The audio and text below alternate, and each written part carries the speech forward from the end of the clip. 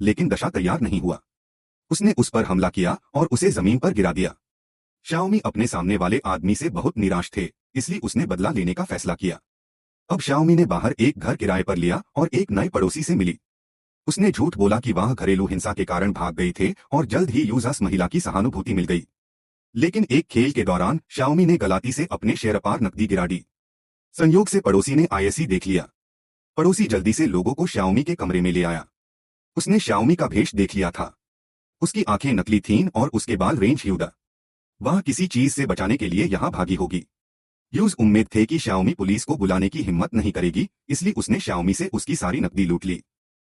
Xiaomi, जिसके पास कोई आर्थिक सहारा नहीं था, असहाय होकर केवल अपने पूर्व प्रेमी को ही फोन कर सकती थे।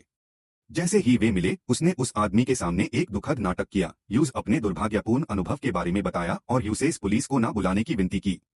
उस आदमी के पास उसे अपने विला में वापस ले जाने के अलावा कोई चारा नहीं था और उसने उसे बताया कि हर जगह निगरानी कैमरे लगे हैं और किसी भी खतरे की चिंता कराने की कोई जरूरत नहीं है।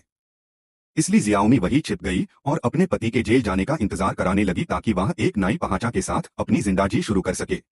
जियाओमी द्वारा छोड़े गए सबूतों के कारण दशा को भी हत्या की सजा सुनाई जाने वाली थे। जियाओमी को सामने आने डीन से ही सारी जनता की राय टूट सकती थे, इसलिए उसने अपना दिल कड़ा किया और शो में आने के लिए कहने की पहल की या स्वीकार कराते हुए कि वह रास्ते से भटक गया था और सभी से ईमानदारी से माफी मांगी।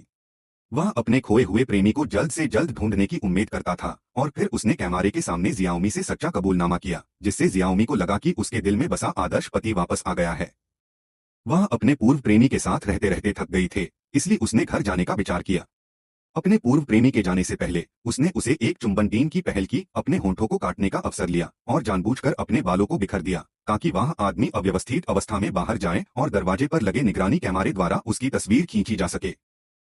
फिर जियाओमी ने अपने तखानों को एक रिबन से लपेटा, अपने पजामा को रेड वेन से रंगा, नकली खून बनाने के लायूज अपने शेर पार रगड़ और फिर कांच के दरवाजे तक रेंग कर यूसेस टकरा गई। निगरानी कैमरे में उसकी अभिव्यक्ति घिनौनी और दर्दनाक थे, जिससे एक आदमी ने भ्रम पैदा किया कि उसके साथ हिंसक दुर्व्यवहार किया जा रहा है।